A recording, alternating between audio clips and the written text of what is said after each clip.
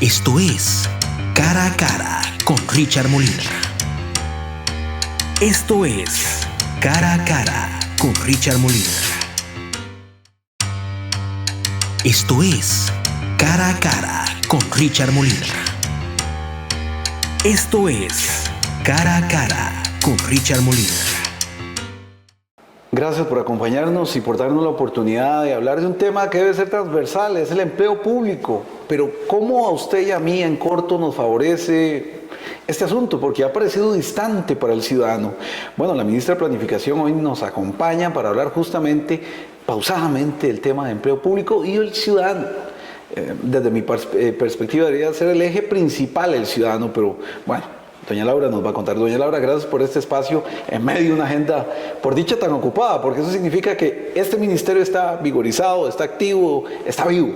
Muchísimas gracias a ustedes por el espacio. Es verdaderamente una extraordinaria oportunidad de que podamos conversar con detalle, explicarle a la gente de qué trata esta gran reforma administrativa del Estado y cuáles son sus implicaciones en la vida cotidiana de las personas, que creo que es en el fondo lo que a todos debe preocuparnos. Yo le preguntaba fuera de cámaras que a mí el tema que me trae aquí es hoy el ciudadano. En esa coyuntura de ley de empleo público, ¿dónde está el ciudadano? ¿Dónde está la eficiencia y la eficacia a favor del costarricense? ¿Dónde ese componente, para mí transversal, aparece? Porque me parece que uno no puede pensar en solo empleo público si no tiene una razón. ¿Cómo va ese asunto? Sí, yo lo vería muy claramente dentro de esta nueva ley al ciudadano desde dos hitos que vienen muy claros en la norma. Y el primer hito tiene que ver con cómo se remunera a los funcionarios del sector público. Hay que tener claridad meridiana en que el salario que nos pagan a todos nosotros, los empleados del sector público, a todos los servidores públicos, viene del presupuesto nacional. Y que el presupuesto nacional se integra con los recursos que absolutamente todos los costarricenses aportan, haciendo un enorme esfuerzo en muchísimos casos. Mire, yo vengo de una zona rural, de un pueblito pequeño que se llama el Barón de Esparza, en San Rafael de Esparza, donde la gente en su mayoría es agricultora o pequeña productora de alguna cosa.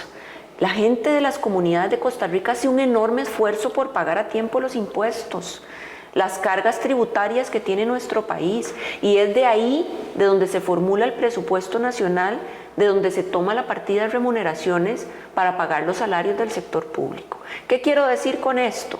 Quiero decir con esto que en el cálculo de la remuneración hay que buscar un equilibrio y una claridad meridiana, una consonancia directa entre el esfuerzo que hace todo el pueblo de Costa Rica, que aporta el dinero para que a nosotros nos paguen los salarios, con la calidad de los servicios que se entregan, pero a la vez con una remuneración que sea justa, equilibrada, balanceada, competitiva, por supuesto, pero también acorde con las posibilidades económicas que tiene Costa Rica. Porque no podemos seguir arrastrando lo que ya hemos visto y que la misma OCDE nos lo muestra con datos clarísimos, de que Costa Rica está destinando una porción de esos ingresos que aportan todos los costarricenses demasiado grande para pagar la planilla en comparación con otros países de la OCDE que pueden tener condiciones semejantes. Repito, doña Laura, sí, no importa pagar, pero importa recibir.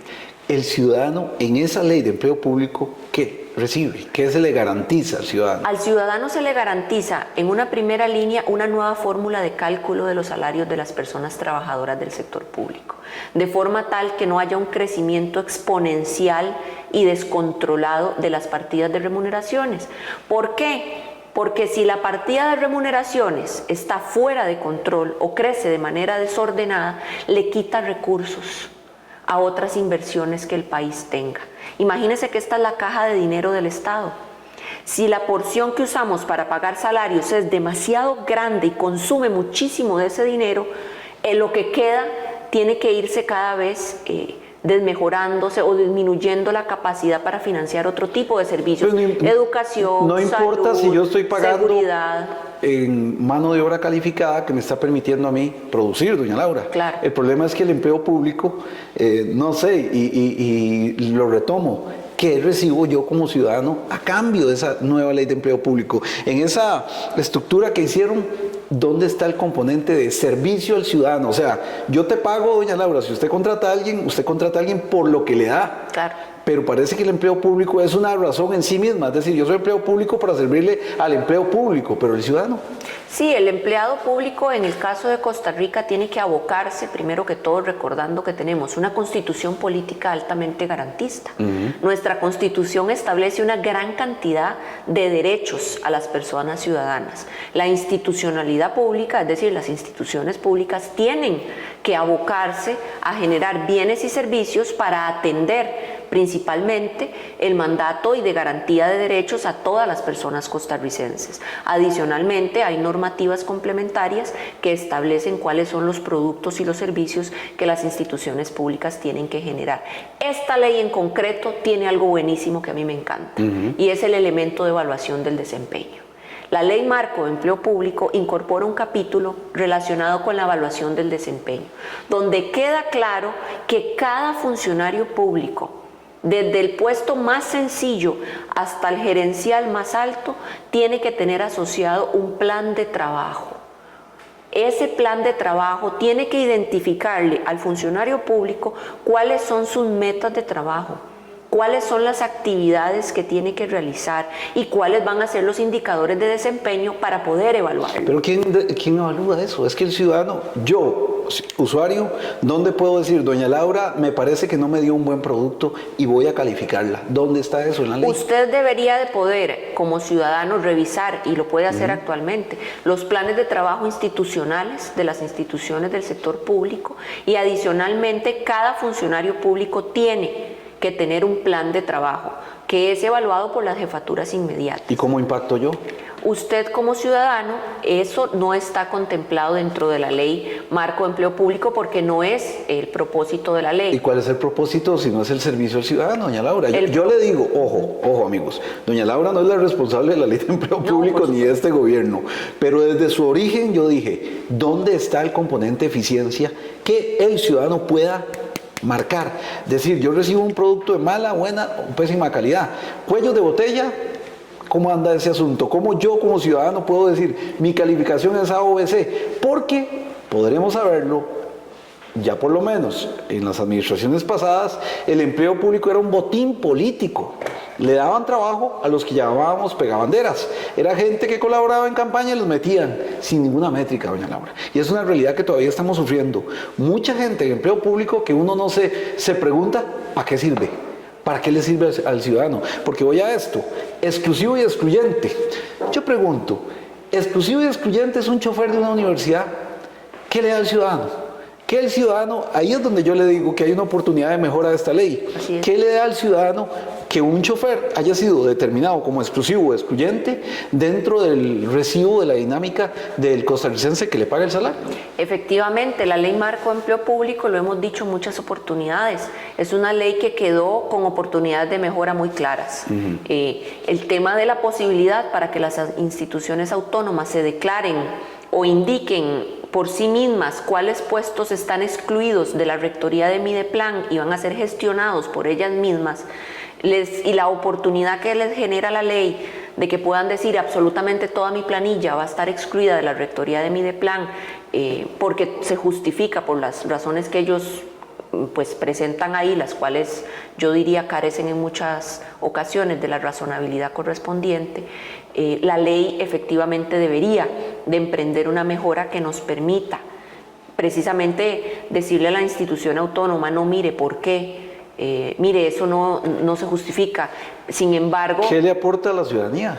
Sin embargo, es que yo le digo, sectores universitarios están prácticamente todos diciendo exclusivos y excluyentes, municipalidades y un montón de sectores, y uno dice, puña, pero ¿y en qué a mí me beneficia que una persona sea exclusiva y excluyente para un sistema que no me da nada?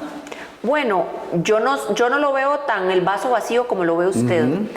Yo sí creo que en el sector público tiene un fin muy importante. tiene fines públicos muy importantes, que efectivamente hay que hacer una gran mejora en materia de eficiencia, en materia de generación de indicadores de resultados para todas las instituciones, en materia de modernización de la legislación, hay que emprender reformas importantísimas en los diferentes cuerpos normativos de las instituciones para que se adapten al tiempo en que cambian las necesidades de sus poblaciones meta.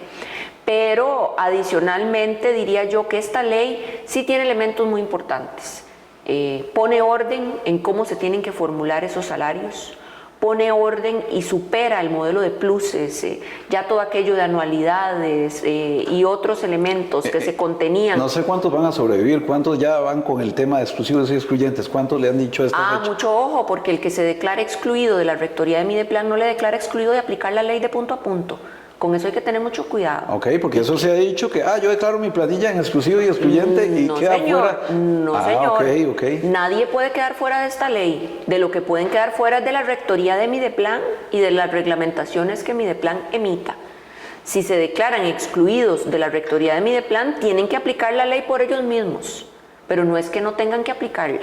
Tendrán que aplicar salarios globales con los parámetros que establece la ley. Tendrán que tener un tope de vacaciones en 20 días. ¿Pero eso es para los nuevos trabajadores o para los que están vigentes? En el caso del tope de las vacaciones es absolutamente para todas las personas trabajadoras del sector público. Porque eso era una cosa absurda, ¿verdad? Pero también voy a realidades. ICODER acaba de perder $1 millón por 3 juicios mal llevados. $1 millón. El Ministerio de Educación tiene centenares de juicios perdidos.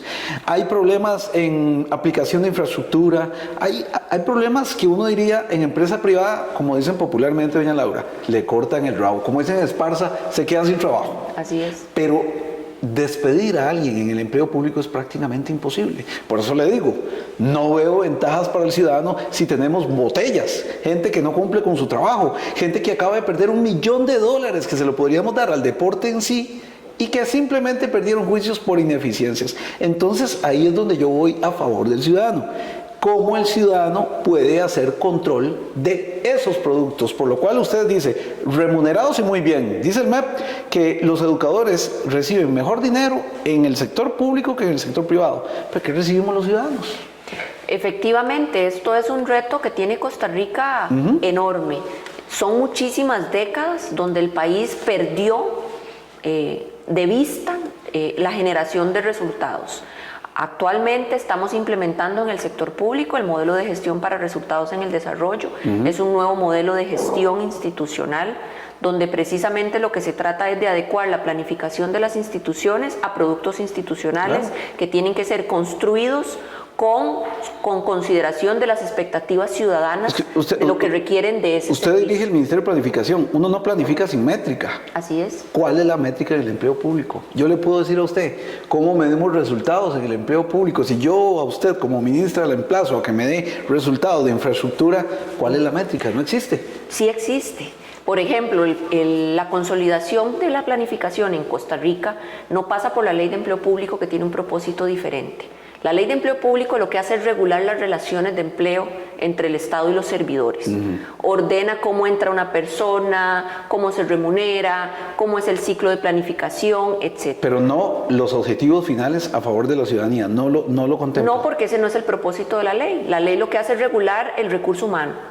Para definir los propósitos de las instituciones públicas hay otros instrumentos. El Plan Nacional de Desarrollo e Inversiones Públicas, por ejemplo, que deriva de la Ley de Planificación y de la Ley de Presupuestos Públicos, es el instrumento que identifica para los diferentes sectores de desarrollo cuáles son las metas, cuáles son las métricas, cuáles son los indicadores y cuáles son los resultados. Ese plan se acompaña de un sistema de seguimiento y evaluación permanente.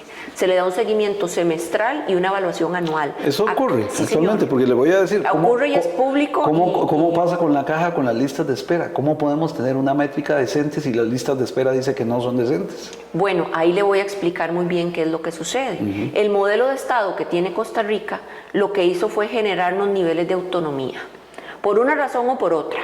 Pero tenemos un conjunto de instituciones autónomas, como por ejemplo la Caja, las universidades, los poderes de la República, las municipalidades, cuyos modelos de planificación no están centralizados en este ministerio. Este ministerio lo que maneja derivado de ese modelo constitucional es el gobierno central. Las instituciones de gobierno central y también las instituciones descentralizadas pero que no gozan de autonomía. Entonces, ese conjunto de instituciones son exactamente las que nosotros damos seguimiento y damos evaluación.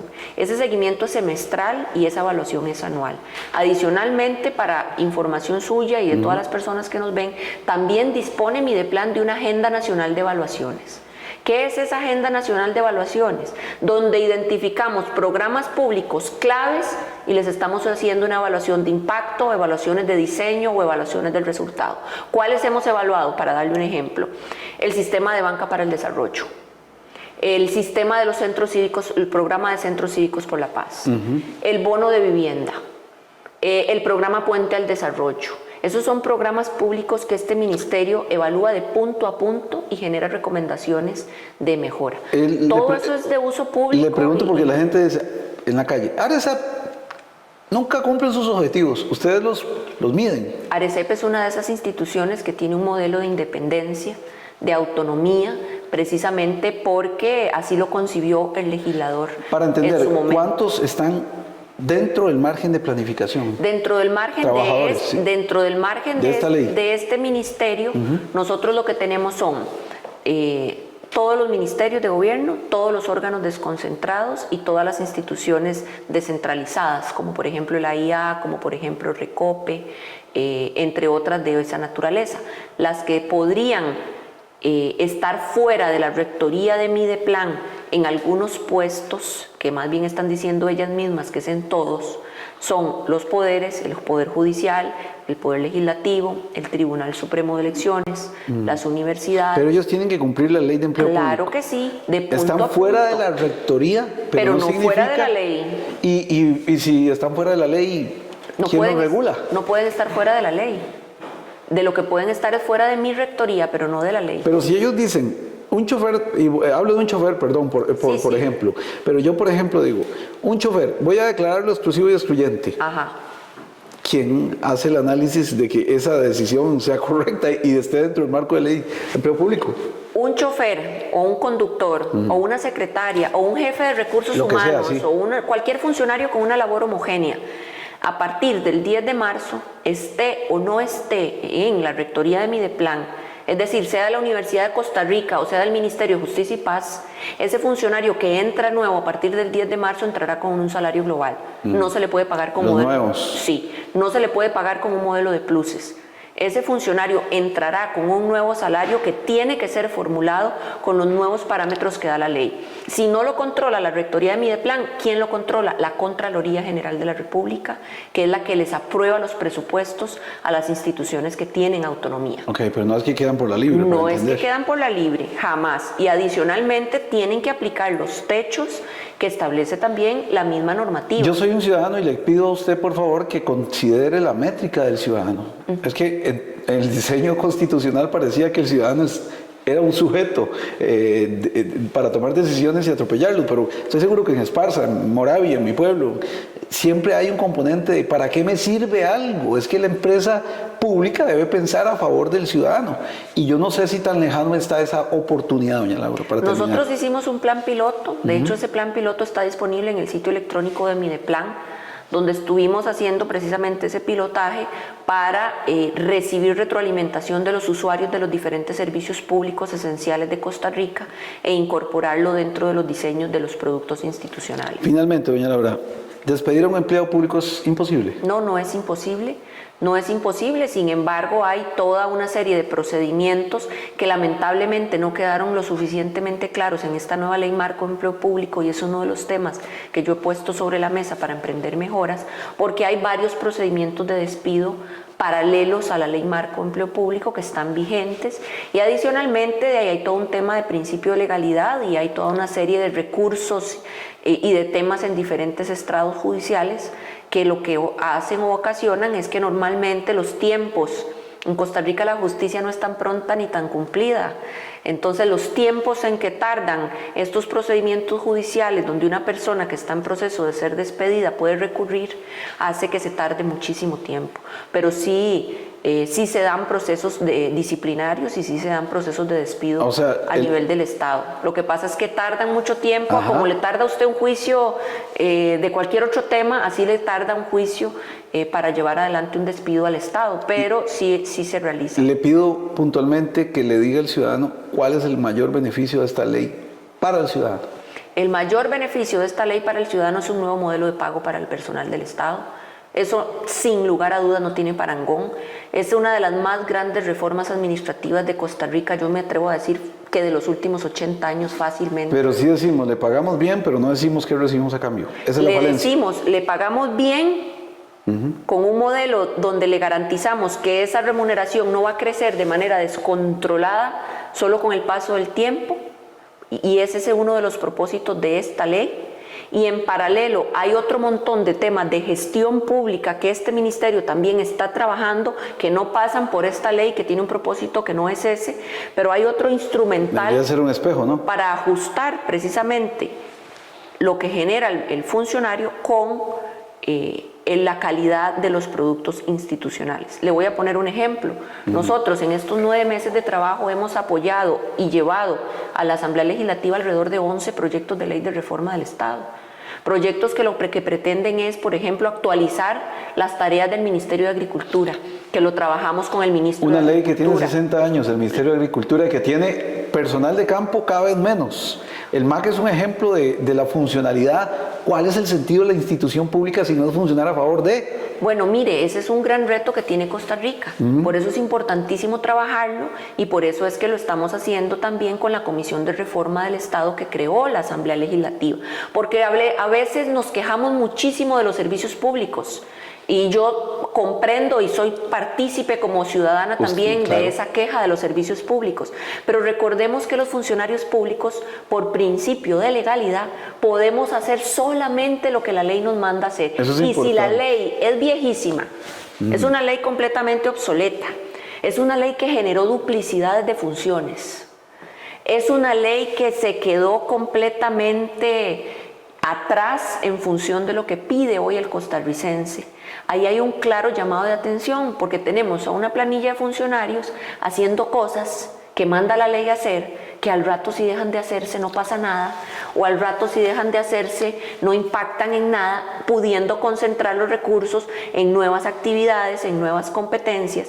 Por eso es que le decía, hemos llevado a la Asamblea Legislativa alrededor de 11 proyectos para actualizar normativas. Le voy a dar una joyita. Sí. El MOP tiene 5,000 trabajadores, tiene el Laboratorio Nacional de Materiales y ningún trabajador puede elaborar ahí, ninguno, porque el laboratorio no está acreditado. Doña Laura, eso se llama desperdicio de recursos. Y uno esperaría que esta ley de empleo público ponga a esos señores no solo a ganar justamente, sino a dar un producto. Hay necesidad entonces de entrarle a estos temas. O sea, trabajador, tenerlo ahí, solo por tenerlo, ¿qué sentido tiene? Bueno, esta ley de empleo público es interesante verla a partir del ejemplo que usted nos da, de que cuando el jefe, el jerarca de esa institución tenga por obligación, porque así lo da esta ley, que hacerle el plan de trabajo a absolutamente todos los funcionarios de esa planilla, donde indique cuáles son los productos que tiene que generar en el año y cómo los va a evaluar y cuáles van a ser los indicadores asociados a esos productos.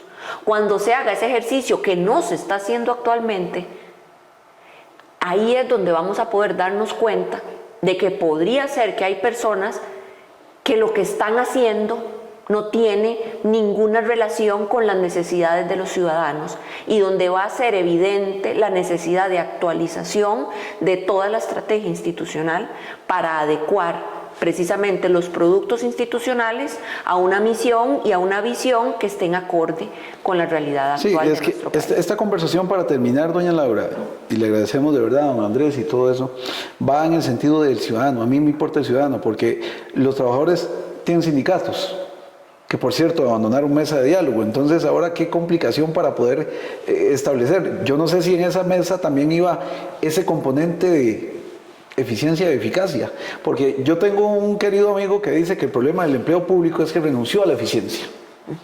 Si usted renuncia a la eficiencia, si usted, señora ministra, debe ser eficiente, el presidente mañana la despide.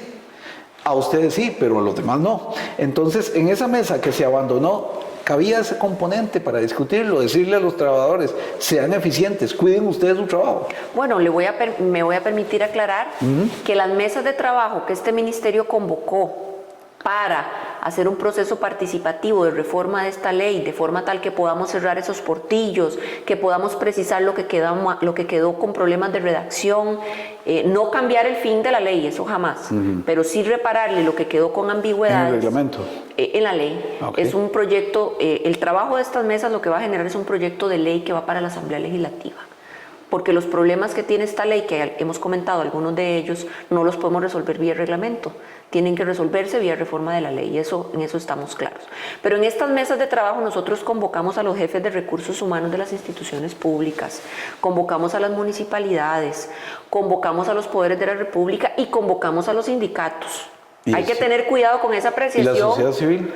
La sociedad civil no, porque la ley lo que busca es implementar el sistema de administración de los recursos humanos, pero, y eso Laura, lo hace la sociedad civil. Pero hoy la sociedad civil tiene representación en consumidores y de todo. ¿Dónde está ese componente que debería pesar para que en la ley de empleo público se tome en cuenta el ciudadano finalmente? Las reformas que vamos a hacer lo que buscan es la operativa de la ley, propiamente la técnica administrativa de cómo echarla a andar en las oficinas de recursos humanos y en el operador diario. Pero a lo que iba es que no es cierto que se le fueron los sindicatos del proceso. En la apertura de las mesas de trabajo hubo un grupo como de alrededor de 8 personas que tomaron la decisión de retirarse porque su propósito era derogar la ley o su propósito era más bien que se les excluyera de la ley, pero eso no significa que en el trabajo que estamos haciendo, que ya hicimos toda la semana pasada y que ha continuado por esta y finaliza el día de mañana, no hayamos tenido participación de diferentes sectores, incluidos sindicatos. Entonces en eso sí quisiera aclarar, porque algunos medios titularon, se retiraron los sindicatos. No es cierto, se retiraron una porción. Se retiraron unos cuantos que dijeron, no, yo lo que quiero es que me excluyan del todo, o yo lo que quiero es derogar esa ley y que siga el desorden. Entonces esos fueron los que se retiraron. Como la operatividad debe funcionar desde mi perspectiva a favor del ciudadano y no el ciudadano a favor de la institucionalidad, yo le pido por favor que lo tome en cuenta. Claro que sí, lo tenemos en cuenta. Porque usted también en 4 años pasa a ser un ciudadano, ¿verdad? Si no continúa, o en algún momento su familia. Tenemos que pensar en el ciudadano como el eje de la institucionalidad. Creo que habían repensado nuestros abuelos en algún momento en que la institucionalidad primero tenía que fortalecerse para fortalecer a la ciudadanía, pero ya me parece que estamos lo suficientemente grandes para decir que la institucionalidad costarricense es robusta, ahora ocupamos frutos a favor de la ciudadanía. Yo no dudo que Costa Rica ha logrado consolidar una serie de resultados muy positivos para la ciudadanía. Pero están deteriorando, ¿verdad? El Estado de la Nación lo dice todos los años. Es ahí precisamente donde nosotros tenemos que tener un cuidado meridiano. ¿Qué está pasando con los resultados del sector educación? ¿Qué está pasando con la capacidad que tiene el Estado de realizar inversiones en infraestructura pública? Por eso es que yo le decía que tenemos que tener también mucho cuidado en cómo estamos repartiendo el ingreso. Y que la Ley Marco de Empleo Público nos da un camino importante en materia de remuneraciones. Porque si estamos consumiendo una porción del ingreso demasiado grande para remuneraciones, ¿qué nos queda para construir carreteras? ¿Qué nos queda para construir puentes? Para aeropuertos, puertos, para construir escuelas, para construir hospitales, para equipamiento, más el pago de los servicios de la deuda pública y demás que sabemos son obligaciones. Entonces esta ley sí nos da algunos elementos interesantes para poner. Pero si nos sobran recursos y los empleados públicos no hacen bien su trabajo porque no se mide la evaluación, la eficiencia y eficacia, no le veo como propósito. Debe ser esa es mi insistencia como ciudadano. Pero de todas formas creo que usted lo tiene bien claro, doña Laura. Muchas gracias por la oportunidad. Gracias a usted, ha sido un placer. Espero que nos volvamos a encontrar.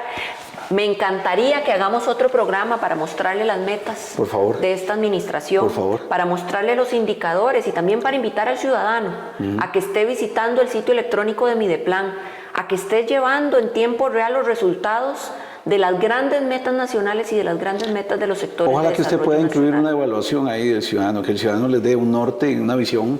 Yo sé que hay mucho partidismo todavía y hay gente que sigue en campaña, pero es importante siempre retroalimentarse. Será hasta la próxima entonces. Claro que sí, muchas gracias. Gracias a ustedes. Esto fue Cara a Cara. Hasta la próxima. Nuestro próximo programa tendrá otro Cara a Cara con los personajes más importantes de Costa Rica. Nos vemos.